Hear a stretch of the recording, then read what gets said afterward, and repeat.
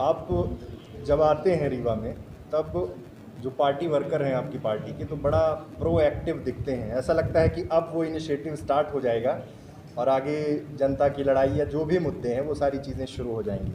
लेकिन फिर एक लंबा गैप हो जाता है, नेक्स्ट जब आप आएंगे या फिर वो होंगे।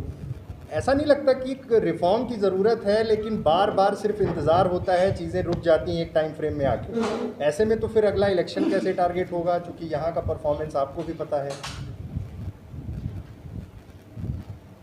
जो आप बात कह रहे हैं बिल्कुल सही है, लेकिन आने वाले समय में न लंबा गैप रहेगा और जो उत्साह किसी दिन दिखाई देता है वो निरंतर बना रहे, इसका प्रयास है।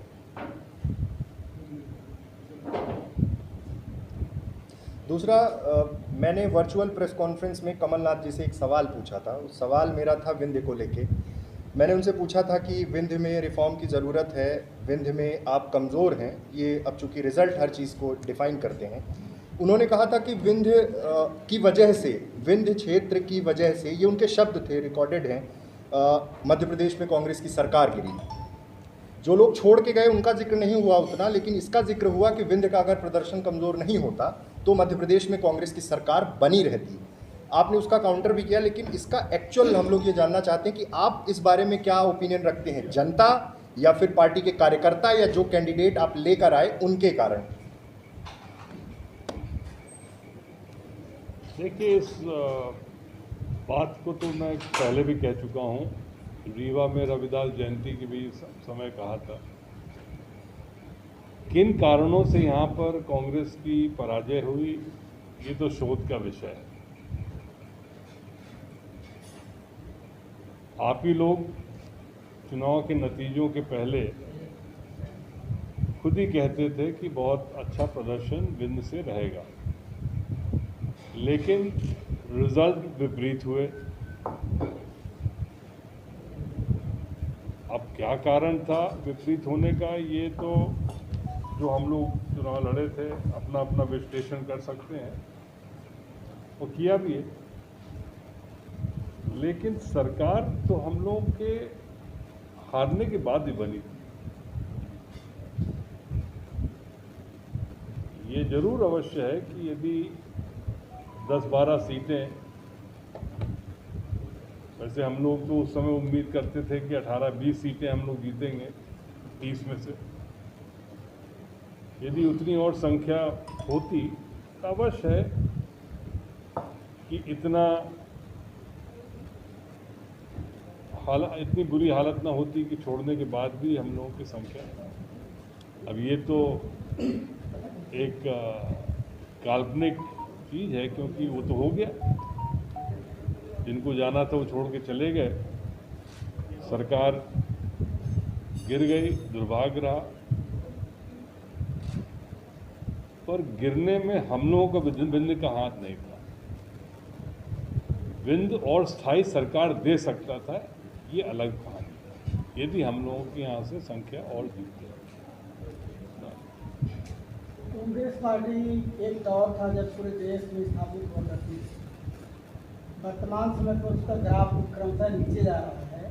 क्यों जले में नमक डाल रहे हो भाई? आपको क्या ऐसा लगता है कि राष्ट्रीय नेतृत्व आपका गड़बड़ करना है? उसके खाते में ये बात डाली जा सकती है कि उसके नेतृत्व में कांग्रेस पार्टी जो है तो लगातार पीछे चली जा रही है। देखिए, ऐसा है, यही नेतृत्व था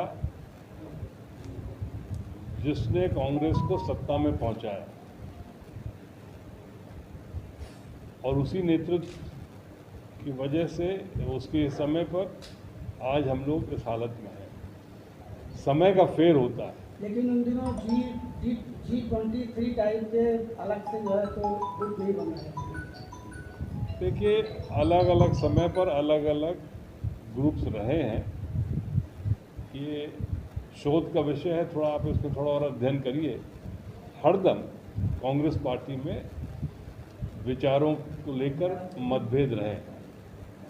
इंदिरा जी के टाइम में भी हुआ, सोनिया जी के टाइम में भी हुआ, और अभी भी अपनी बात रखना कोई कांग्रेस पार्टी में बुरा नहीं है। आप उसको चाहे G23 कहें कि G5 कहें, अलग बात है। नहीं, हम लोग नहीं कह रहे हैं, वो जो सामने आ रहा है हम लोग वो बात कर रहे हैं, तो हम लोगों ने थोड़ी बनाया। नहीं, सामने बात भाई, G23 ने क्या कहा? G23 ने सिर्फ एक चीज़ कही कि चुनाव हर स्तर पर होने चाहिए पार्टी के अंदर। इसमें क्या बुरी बात है? समय का तकाजा है, बदलाव की राजनीति है, और बदलाव में नए लोग, नई उपज आए, हम लोग अब पुराने हो गए और नए युवा लोग आए। ये जब तक चुनाव हर स्तर पर नहीं होगा, जिले का, प्रदेश का, केंद्र का, पार्टी के अंदर, तो ये परिस्थिति बनी रहेगी। इतना वक्त था। वर्तमान हालात ये हैं कि आपकी पार्टी से लगभग नौजवान पीढ़ी के वो लोग जिनको स्टार प्रचारक के रूप में देखा गया पहले, इवन यहाँ तक कि मुख्यमंत्री के रूप में भी घोषित रहे, उन्होंने पार्टी छोड़ दिया, अपनी सरकार गिरा दिया, फिर अभी जतिन प्रसाद निकल गए, सचिन पायलट भी लगभग डेयरी में खड़े हुए हैं। ये क्या है, ये किसके खाते में है?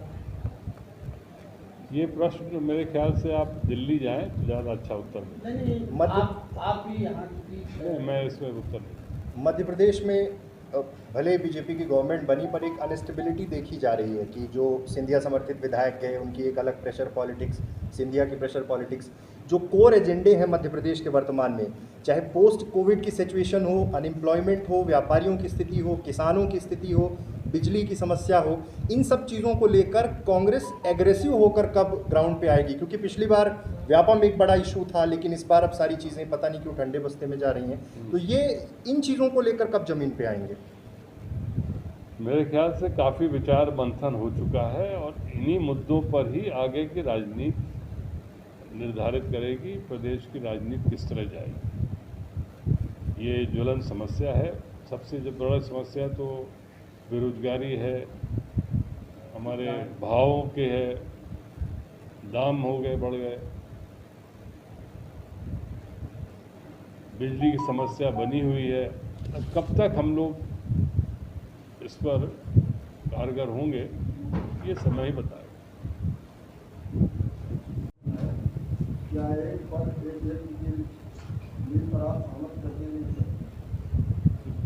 पंडित जी, ये तो मापदंडी है, सहमत और असहमत की बात ही नहीं। आप से कुछ वक्फ बोर्ड रीवा में कल एक वाकया हुआ है, रिश्वत लेते हुए ट्रैप हुए हैं और बीजेपी से उनका कनेक्शन एक्सपोज हुआ। पार्टी ने उन्हें, बीजेपी भाजपा के नेता, उनको पार्टी ने हटाया भी है, पद से भी हटाया है। इस बारे में क्या कहेंगे? वो रिश्वत लेते हुए लोकायुक्त ने ट्रैप किया है। देखिए, ऐसा है कि मेरे ख्याल से भारतीय जनता पार्टी में भ्रष्टाचार कोई मायने नहीं रहा, शिष्टाचार बना दिया। ट्रैप होते हैं, उसके बाद भी उनको पद मिलता है। अनेक उदाहरण हैं इससे प्रदेश में।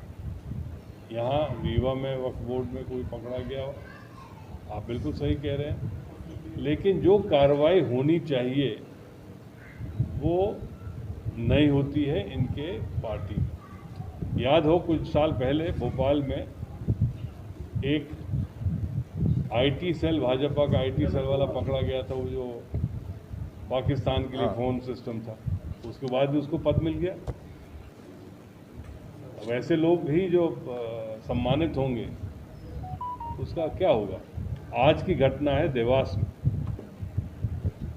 5 आदिवासी बच्चियां के कंकाल मिले हैं खेत में, और भारतीय जनता पार्टी के नेता ने और कुछ उनके साथियों ने उनके साथ बलात्कार किया और उसके बाद मार डाला।